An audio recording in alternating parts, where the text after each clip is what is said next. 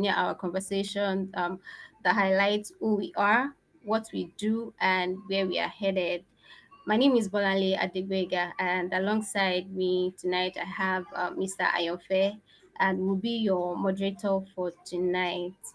Tonight, we'll be talking about what Cuesoft is, our mission, and everything that you need to know about Cuesoft. And to take us on this journey tonight, we have a very special guest, the CEO of Cuesoft himself, Mr. Ibukun Dairo. Mr. Ibukun, thank you very much for joining us tonight. Oh, yeah, I'm excited. All right. So to kick things off, I want to ask Mr. Ibukun that what is Cuesoft and what is the inspiration behind Cuesoft? Oh, like you're taking me down memory lane. So the idea for Cuesoft began during my university years, like between 2016 and 2017. And I noticed that teams often work better in pairs, following the principles of peer programming. So I was quite inspired by this, and then I envisioned a company that operated on the same foundation. One client side developer and then one server side developer working together across different projects. It's much like the dynamic duels we often see in detective movies. So it was kind of fun to like think of like a company that operated that same way, like two people like working together. But of course, like two people can build an entire complex systems alone. But it was just a fun dream to have. Thank you very much. So to continue, I would hand you over to my co-moderator, Mr. Ayonfe. Thank you. Okay, thank you so much for the introduction. And I also happen to be a part of Qsoft, and I can say with all confidence that uh, the idea and what the CEO, who I've just finished speaking, had in mind is coming into fruition uh, every with every passing year. So I am curious. You mentioned something like you saw that. Okay, so I'm just going to digress a little bit. You mentioned something that okay, so that working in peers uh, is better. So can you elaborate more on that and how that idea has actually helped in the growth of QSoft? Right.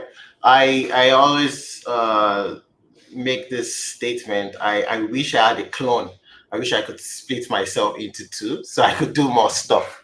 So that's just the whole idea. Like, and in it's foundational to like the field, like in computer science. Like, there's something called peer programming, where you kind of have one person doing the coding, and then you have like this other person beside, probably just looking over your shoulders, reviewing your code, and doing stuff like that. And for me, like learning how to write code and all of that was kind of like a lonesome journey for me. I didn't have that peer programming, like working with other people. So I think that was where the fascination came, because I understood the challenges that came with being self-taught, like learning everything yourself, figuring things out, like breaking stuff. And yeah, when I started, I kind of like immersed myself into the learning, like experience, learning everything about web development. I signed up for DigitalOcean to explore Linux servers, configure like mailbox, like my own private mailbox and server management. I even purchased my first domain, cool being stuffed for the company as a joke, like, oh yeah, we're gonna do cool stuff. So, but as I prepared to start a real company, like I understood that okay, there's just so much you can go, like how far you can go doing some of this stuff by yourself. So I wanted to create an environment where people could learn, and so I knew that I needed a much more serious name. and I wanted something that carried the same weight as Microsoft. So you would see it's kind of the same. I just wanted something soft like Microsoft, and I had to look for the first word like, oh, Q, like when you do the billiard game, the cue ball. So I said, oh, you could actually match Q with soft, and it actually makes sense, like the Q soft, like uh, the name symbolizes a keyboard pushing software forward, reimagining how software could be built. So that's where the reimagine software tagline for the company came about. It's just the way I kind of wanted to reimagine an environment, learning environment where you're not doing everything by yourself, and then you have this other person beside you that's supporting you along the way. Okay, thank you for that. So I'm actually uh, looking at the name Q Soft is actually something that makes me more curious, or like I believe would make any other person more curious about why Q, like CUE, why not Q like letter Q, or why not anything else? And of course, you mentioned something about that. So I mean, if you don't mind, you can expatiate on that. And also, I'd like to just ask or try to know, because in one of the things recently just in one of the things you just mentioned, you talked about also training.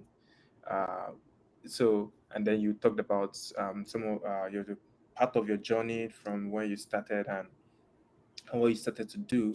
So can you also relate that with Qsoft, where Qsoft's or what Qsoft is trying to uh, uh, what Qsoft is doing. Yeah, so just those 2 points. Q, why Q, and maybe more insight, even though you already mentioned it, and secondly, Qsoft itself. Yeah, thank you very much for the question. So, if you've played the game billiard or like snookers, we call it snooker in Nigeria, and like to kind of eat all the balls and then score a point, you kind of have to eat the white ball, which is the cue ball. So that was how I imagined like the company, like being an example for other companies to follow. So we kind of like the cue ball. We set the pace. Like you have to hit the cue ball to get other balls like rolling. So and for me, like creating a learning environment is very very important for me. Like if you check my journey through academic and professional, it's just always been about learning new stuff. So I'm always learning new things. Like all weekends, I'm learning. So so it's very important for me. Like you can't stay static because you're going to lose relevance over the years. So you kind of have to like keep learning and refreshing and that also factors into the industry that we're in, software development, where you pretty much have new versions of things coming out every day. How do you have to keep up with this? Like, and some other things that you notice when you work in a company or the big, you kind of get logged into that ecosystem. That because you're doing some 9 to 5, and then you have to learn all the stack for that particular company. And then when you probably want to transition into a company, you find out that, oh, you don't even have the knowledge to transition into another role. So that can be very challenging. So I wanted to create an environment that puts the growth of the talents or the employees that we've probably worked in or the contractors we've worked in the past, to put it at the very first point. Like it's the number one priority for the company is for you as an individual to grow, because uh, taking us through the journey of the company, you can actually see the company like grow with even myself. Like it becomes more mature over time. Like the first logo we had was this very playful, very colorful logo. And then right now we did some rebranding, and you can see some maturity in the company's brand. We have this more mature outlook in terms of branding. Okay, thank you very much, Mr. Ibuku. I can promise you that I've learned so much in this very short while. Okay, so for the benefit of people who are just hearing about Qsoft for the very first time, can you walk us through some of the key solutions or products that Qsoft offers? Yeah, I mean, before I talk about like the solutions, like I would like to talk about some of the challenges, because you have to overcome like challenges to get like the solution. Right, please go ahead. Yeah. So like when I started the company, I started looking for partners who shared this vision. So the promise was simple: to build cool, highly technical products. So our flagship idea was QPrice, a modern cloud ERP system. However, we faced two major challenges: funding and talent. What do I mean by that? We had no money. We had zero money, like to start a company.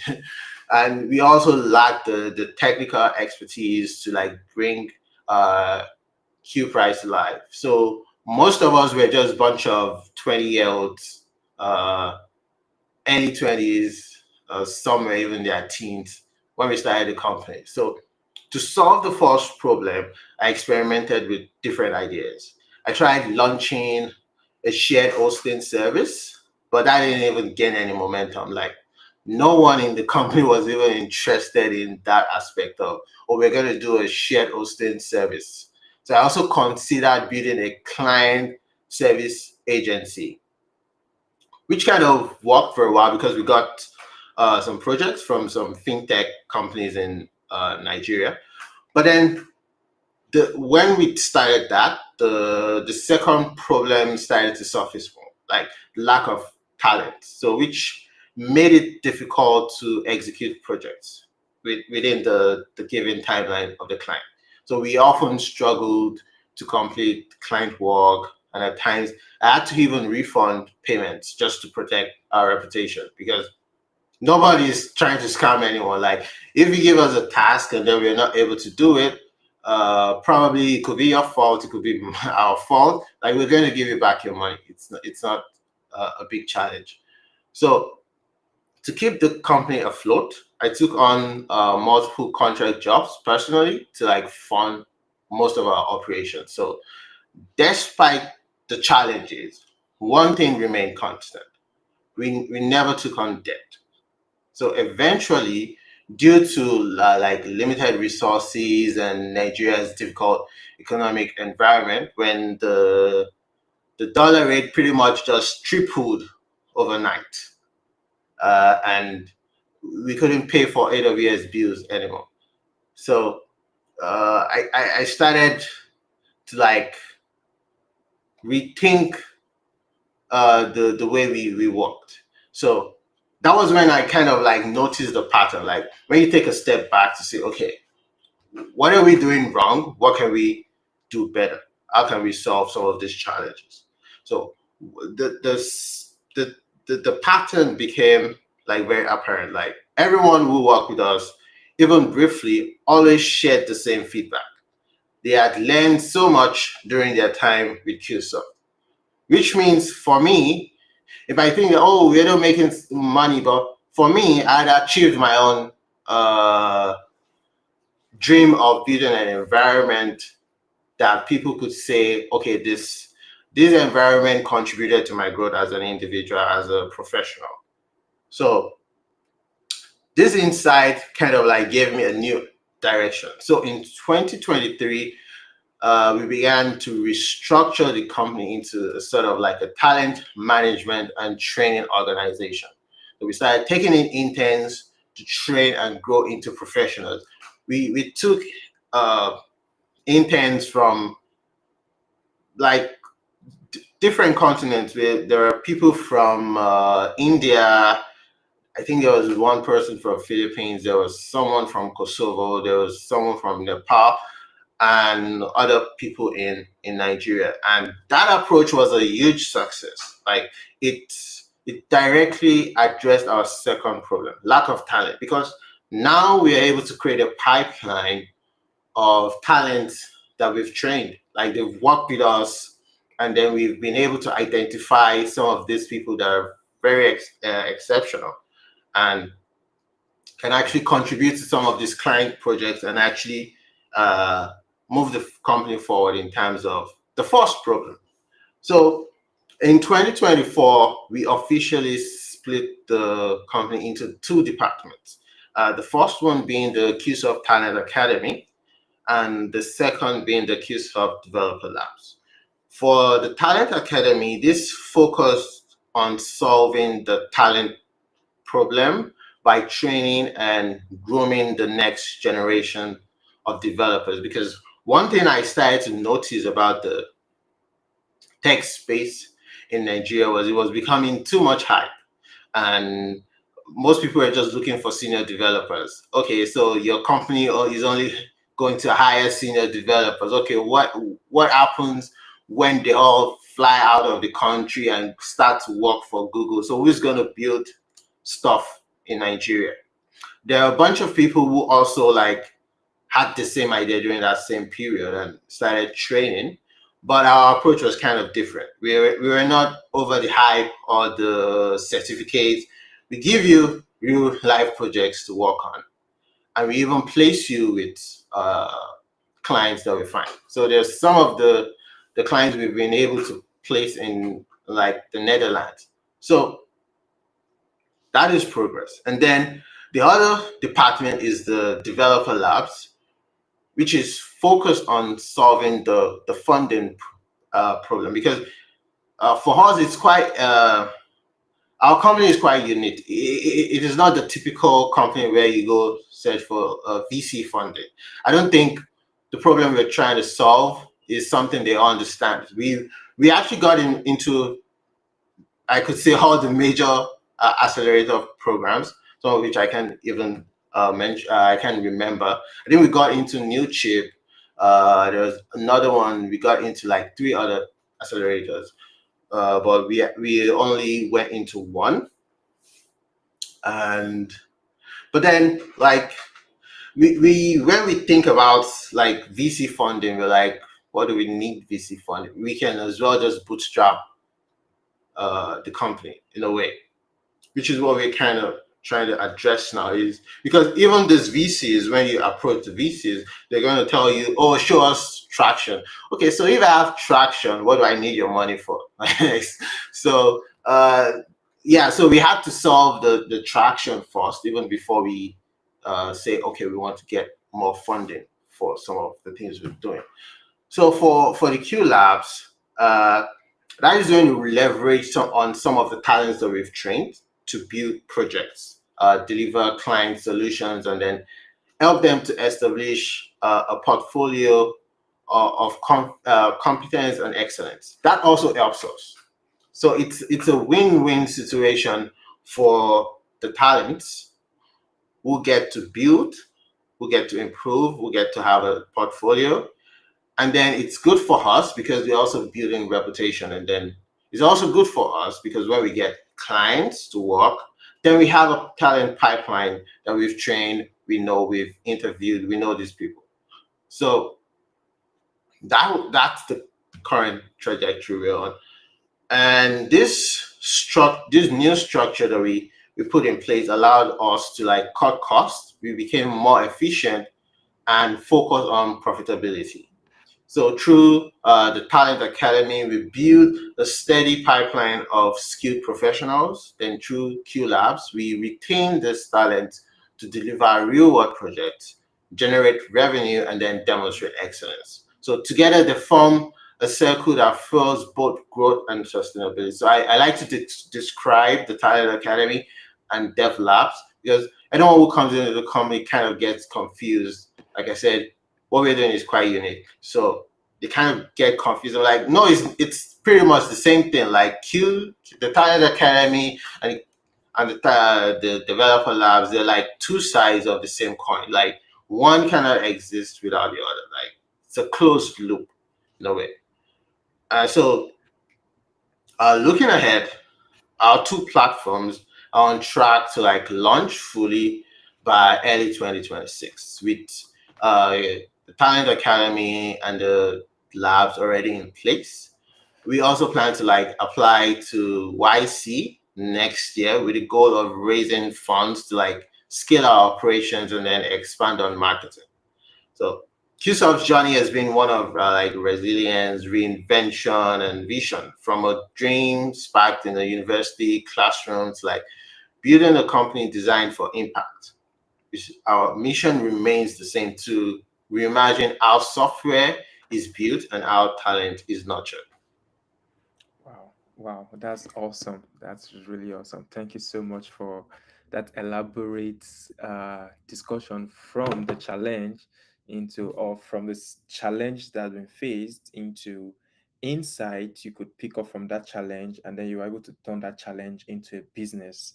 And I believe that's what entrepreneurship is all about, being able to find the problems people are facing and solving it. And I actually like the way uh, um, you've said Qsoft is solving the different challenges. So, okay, and you said a lot of things.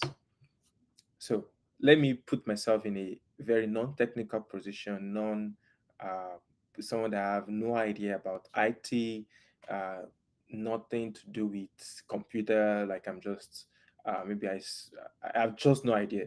So how do you think, or how would you describe to as a to a non-technical listener and a non-technical person what advantage QSoft to be to them? Yeah, thank you very much for that.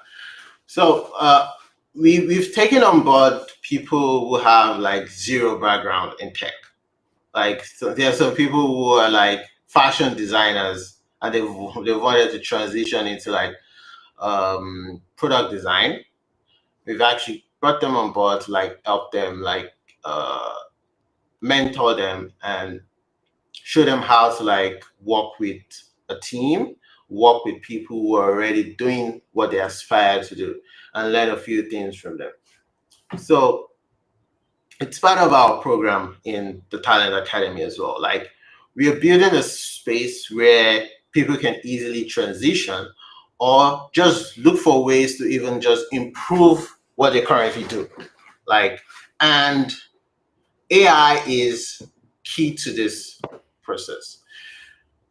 I mean, I think a lot of people just misunderstand like the role AI is going to play in the society because for me, I see AI as kind of like a tool. Like most people see it as this thing that would render people jobless. I think it will just transform the way we work. Um, I describe it as AI is like a washing machine. With a washing machine, you probably would take the same time to like wash your clothes, probably even the same effort. But then, if you've washed with your hands before and then you've washed with the washing machine, you would notice certain differences. When you're washing with a washing machine, you can do other stuff while you're doing this. So you can watch a movie, put your clothes in the washing machine, probably cook and do other things. So that's how I foresee AI to be like. You're a fashion designer. You can join the Talent Academy. Let's figure out how AI is going to play into your fashion design. Like you can use like right now my wife is kind of like using chat gpt to try out combinations of clothes, like okay, put this blouse on this color of trouser and see if it goes, and then do different combination. Okay, let's try putting a red shoe on this. So imagine you as a fashion designer empowered with ai to kind of come up with this designs to even kind of put your clients, but there are some fashion designers that complain about how, oh, this style is not going to look good on you. But then it's hard for you to communicate that to your client because you've not seen me wear this clothes. How do you know it's not going to look good on me? But she's a professional. She knows what's going to look good based on your body type and all of that. But you've not seen it. So with AI, you can, okay, let's take your picture and then put this style on you and then let's show you how it looks. It doesn't look good on you. So it helps you to like cut, it makes you more productive. That's where I'm going, like with the whole washing machine illustration. Like right now, like I'm able to like do stuff that would have taken me months to do. Like last weekend, I just reorganized my entire laptop into files and folders. I didn't have to start moving files myself. I just type sort this folder by function or type, and I just went to sleep. When I woke up in the morning, he was done with what then I had to say, oh, you didn't do this correctly. You need to do this and do that. That's not a technical thing. That's something random people can use. Like you're a doctor. Like most doctors now have ChatGPT open in front of them, right? So at Qsoft and Q Labs, we want to see how we can build some of these tools, open source tools that could help entrepreneurs, students become more productive. It's right there in our mission. Like that's our focus. We want to make. There's this thing people always say, like, oh, Nigerians are not productive. Nigerians are not productive. AI might be the solution to that problem. Like, how can we make ourselves much more productive? Because the thing is, your average Nigerian does not see, okay, why would I spend 16 hours writing code?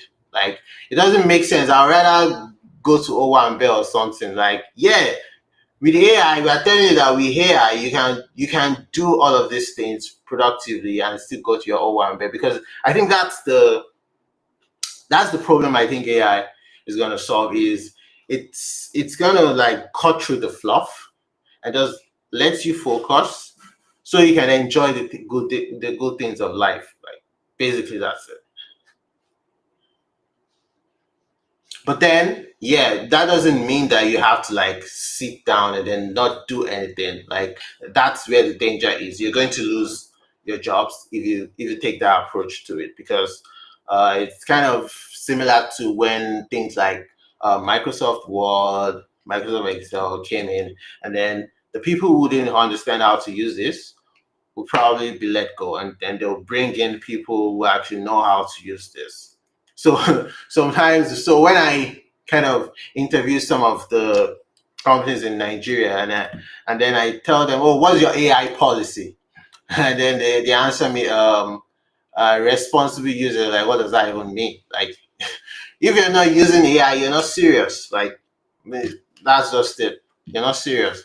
But then I also want to correct this wrong perception around the AI. Like there's been a lot of layoffs in the recent time, like companies, big tech laying off people. And I tried to kind of like explain the indirect uh, issue with AI there. It's not that they're saying AI is replacing people. No, like this company are laying people off so they can afford to pay for those GPUs because they're expensive.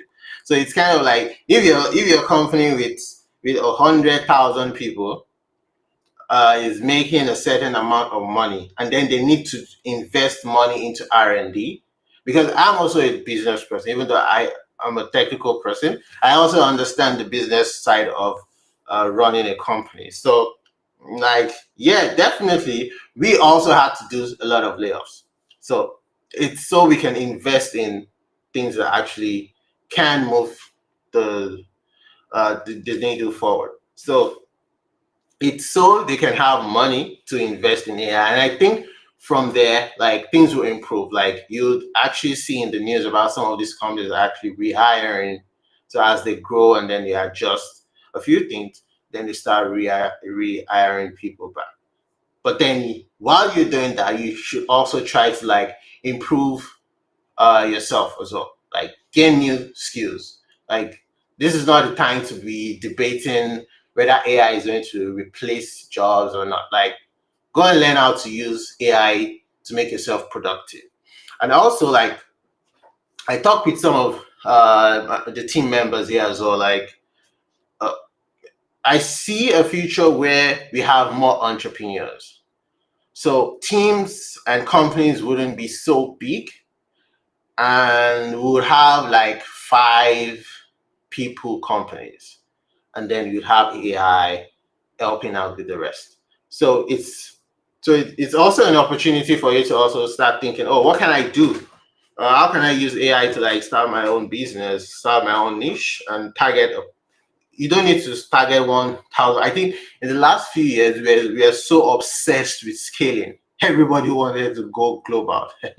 Everyone wants to scale to this country, to that country. Like I think the future is entrepreneur. Like you just have a group of people, maybe they only target maybe Yaba.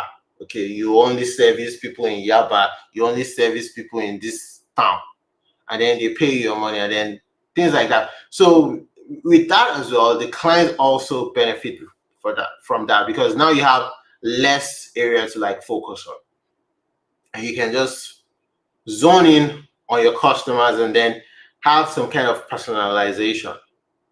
Like you're actually working for the customers, and then you kind of solve the customers' problems. Okay, thank you so much for that. Actually, I was trying as much as possible not to mention something that has to do with AI because I know it's a huge discussion on its own. But since you've talked about it, I guess we'll just go into it for a few minutes. And for our listeners, I would like to also say this. Um, in the upcoming months, we're going to have a section dedicated to just discussion about software developers and programmers in the age of AI. And we also have probably a subsequent section that can enlighten the listener, even the average listener, about how to use AI for your day to day activities. And I'm going to, just to give you an example on this, a lot of people knows ChatGPT. But one thing you may not know that ChatGPT can help you to do is to develop a full website. Probably most people doesn't know that. You just need to type a prompt.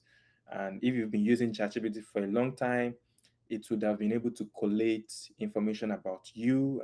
And with that, you just say, okay, develop a personal website for me based on everything you know about me. And then it will spit it out and you'll be like, wow. So, um, so there's a lot of episodes to look forward to on the Q show, and I'm just giving you an hint into feature section, and I'm sure that we're going to still have the CEO of Cuesoft to come as also maybe a panelist, maybe to be more like a panelist discussion, to come on the show to properly educate people on AI because some people are still scared of AI. So, yeah. But before we move forward, I would like to ask you a question: is AI overhyped or underhyped? Yeah, I would say both. Okay. Yeah. So yeah, it's both overhyped and then underhyped. So overhyped in the sense that it's not a silver bullet. Like it needs a lot of babysitting. Like it's not something that could just like sew your clothes for you or just cure cancer. Like you can't do that. Like I mean, if you actually look deep into it, like you see, this thing isn't actually as impressive as you think it is. Like it is being fed large amount of data, like large amount of data. So it knows everything that it has been trained on, and it's just predicting the next word. So if you say A, it could say, okay, based on everything I know, what will follow A? It could be a boy, a book, a meal, and then it predicts the next token based on your own input. So if you're asking, okay, what is a boy? So it just says A boy is, because it knows the language structure, so it knows how to answer it. So a boy is, it's not that impressive if you actually know how it works. So it's just a very smart text prediction like model or system. But then underhyped because I think a lot of people still don't see the opportunity in using it.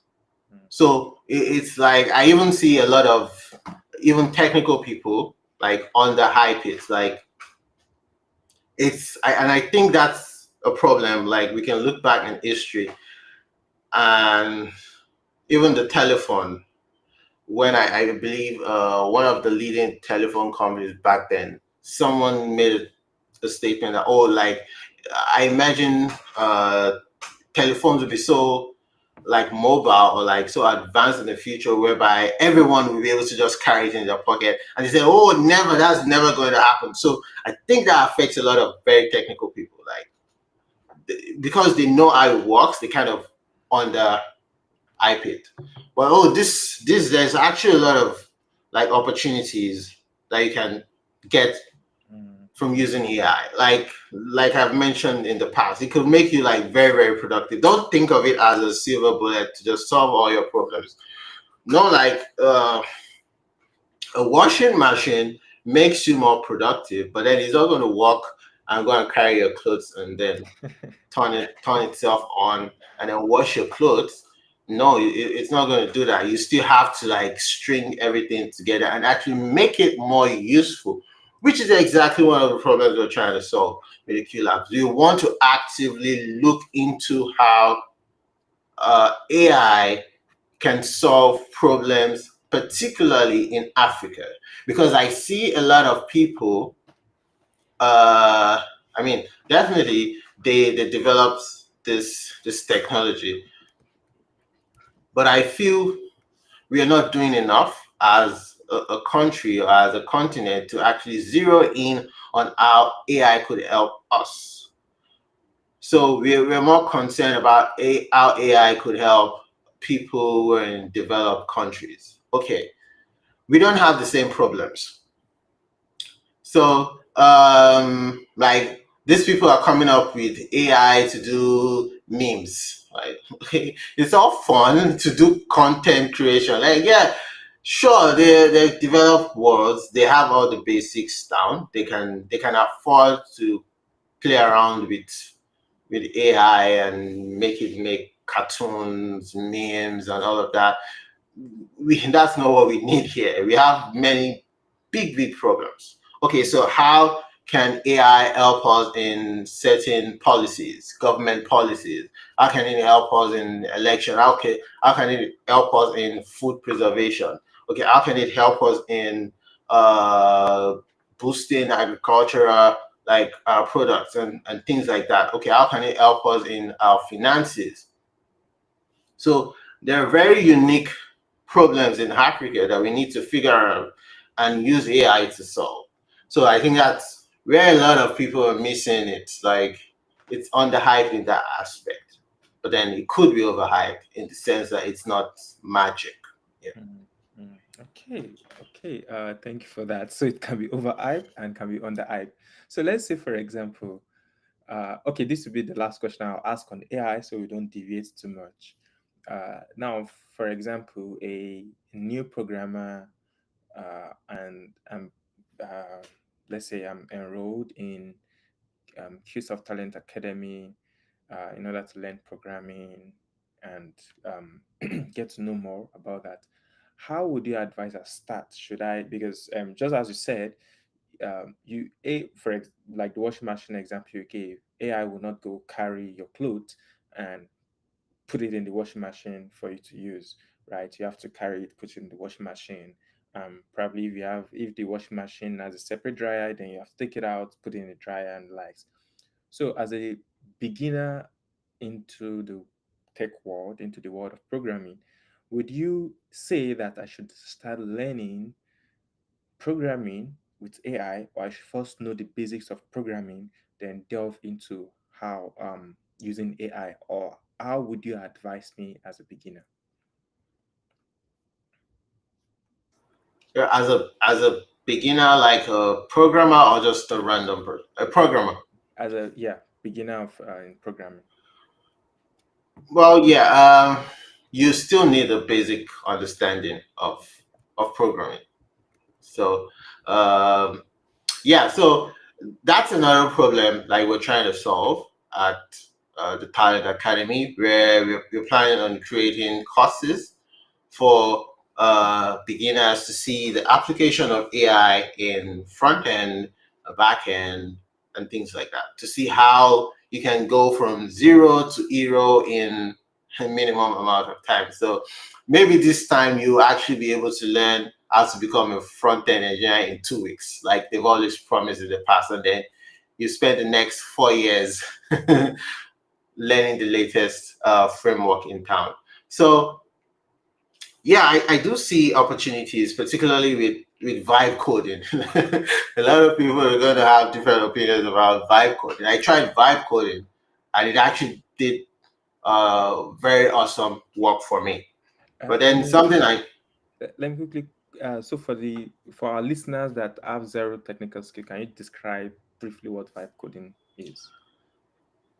right, yeah, I mean it's vibe coding is actually made for people like that with no idea what they're doing. You just open up something like Cursor, your web, the code editor. It's a code editor based on VS Code, and then you just open a chat and tell it, build me a portfolio website or make me a millionaire, and then it starts just writing code based on whatever prompt you give it. You don't need to even understand what you're doing. You can just look at the output and say, oh, can you make this button red? Can you make this blue? And then you give it prompts like you're using ChatGPT. But this time you're interfacing with the code uh, editor. So that's a place to start from. But then that will give you very, very interesting results, because we've seen in social media how people push their database to the cloud, and people are able to like log in and see their user data and all of that. So yeah, while vibe coding could get you started, but you still need the basic principles. You need to understand the basic principles of computer science. So that's what we're going to tackle next, is people who are just starting from scratch. They don't have the time or the luxury to go learn everything, but then they want to like deliver value either for themselves or for their customers and clients. So it's going to be like a compressed course where you learn some of the basic things about programming, so you can use it to vibe code effectively. So things like how to handle secrets.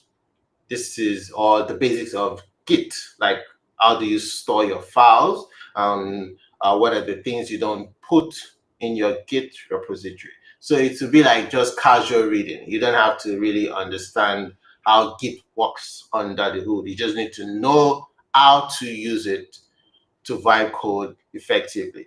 So you need to learn about your databases, how to secure your DBs, how to deploy your application in such a way that attackers don't get access to your data. So I mean, cybersecurity too is going to be like a very big thing in the coming years because of vibe coding. Uh, so yeah. Okay, there's a lot of questions that I have on my mind that I want to ask. Oh, but we are unfortunately running out of time. So I'm going to keep them and write them down somewhere till the next time. But as we are in the concluding phase, I'll ask Bolanle if she has any concluding question to ask our guest speaker. Thank you very much, Mr. Ayofe. Thank you. Thank you very much, Mr. Ibukun. Thank you. You've done an amazing, amazing work. In fact, I have I am part of the people who think that AI is like one very hard thing. But considering all the things that you have said about AI, all the insights that you have shared, I can tell you that I am more curious and I really, really want to know more. So for the benefit of people like me who think that AI is one thing that we can never know. We always think that, oh, I don't know how to do it. I don't know how to go about it and all of that. I know that subsequently, in subsequent times, we will have more of this podcast of this show, and you're going to tell us more and more and how to get better at using AI, the training part, the usage part, and all of that. But I just want you to talk about things people should expect. People who are just listening for the first time how AI works and all of that, and they just want to know more. They just want to hear more. So just to keep them, just to make them understand that this is just the beginning. Like, we are just starting. There are more to come. There are more insights to share and all of that. I just want you, in simple words, to just tell them what they should expect. Thank you. Right. Thank you. So just know that we are here for you. Like, this is, we're going to make it a mission. Like, it's my own like mission and vision to see how, like, pretty much every person in Nigeria under a certain age is tech savvy, is AI savvy. You know everything there is to know about AI. So we're going to be creating this. We target AI for dummies courses, but I mean it's going to be AI for geniuses. Like, I think everyone is a genius in their own way, in their own field. So that's one of the things we're going to tackle. And we have a lot of fun things as well. Like the dev labs, the Q labs is going to be so much fun. Like, that's what I'm most excited about. Like, the Q labs. I cannot wait to get the Q lab started, because it's going to be fun. You're going to have a lot of things to like gain from it. Like, we're going to be partnering with companies to like hand out devices based on your participation on the platform. So when you contribute, you're going to get stuff. You could even win a MacBook. So that's how fun it is. Like, based on you just contributing to the community. So you don't have to be super tech savvy.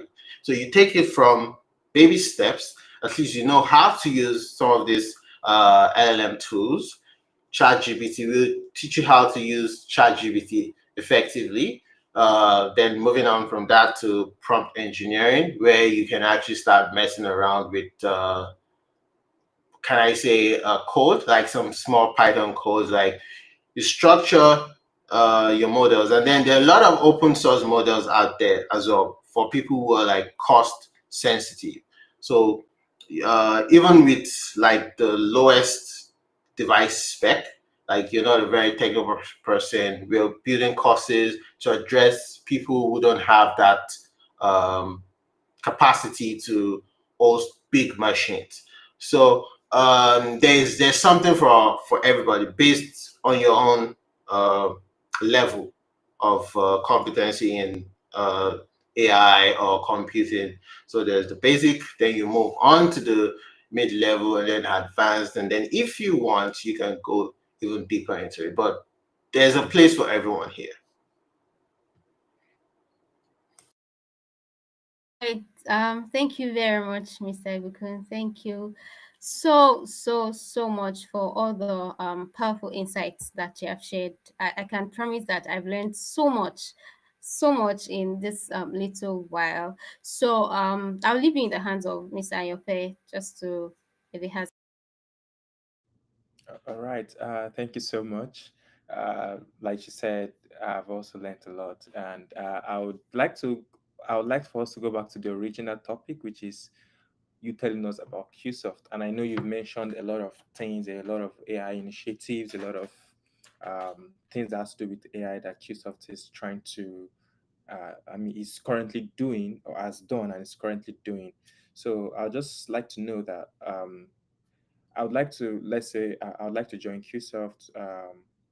How would um, So in the next 5 years, how would QSoft be in this age of AI? Can you just like paint a picture for us? Let us know what to look out for, what to look up to in next coming years. Yeah. So in terms of outlook, the company's outlook in 5 years, well, I like to live in the moment. So it's very difficult to predict 5 years. But yeah, as we go on with the series, like we'll learn more about some of the plans that we have. But trust me, um, yeah, we want to be like a central hub for knowledge. Like that's my own vision, is being a center of innovation. Yeah, I think that's it. Like I think that Okay, captures it. Like a center of innovation, innovation. like in the country and in Africa at large. So I'm very passionate about what happens on this continent. So we want to be able to contribute meaningfully to that, create an impact, which is our value, and to also help people uh, realize their own full potentials as well. So that's how we see ourselves in 5 years, a center of innovation and Innovation. excellence. Okay, awesome. So next 5 years, in summary, even up to, not even the next 5 years, as from now, QSoft is a center of innovation. So if you not take anything home from this podcast, know that QSoft is a center of innovation, which is geared towards helping you, like the CEO has said, towards taking you from 0x to hero, right? So 0x to 100x. So that is what QSoft is all about. And we have a question from one of our listeners, which is how can we get more information on QSoft's update on the next podcast and other things? So, starting from, so just to give you an idea, this podcast will be running it monthly on a monthly basis. And well, for now, we'll be running it on a monthly basis, and we'll be putting information out about the podcast, about any update on all of our social media, starting from Instagram, LinkedIn, Facebook, YouTube, the live stream you're watching it from here. We'll be putting in all necessary updates on all our social media platform in order for more people to join and participate. So thank you so much, all our listeners, for having this section with us. Thank you so much. We're grateful to the host for all the insight he has shared. And I'll just give him the platform for one last time before we end to give us any concluding statement. All right, yeah. So one last thing I would like to let us know, we're pretty open. Like if you have ideas you want to share with us, if you want to be part of the community, please reach out to any one of us. Like I'm always available to take. I'm always looking at my emails and stuff. So I'm going to see it. I'm going to try my best to respond to any inquiries. You're free to ask any opinions, any way we can improve, and some of the challenges you'd like us to address. So, and how Okay. we can help in any way. Yeah. Okay, thank you. And in case you don't know the name of our, you can also go to our website, fill in some inquiry form. There are numbers there you can call, and there's an email. And our website is qsoft.io, spelled as QUESOFT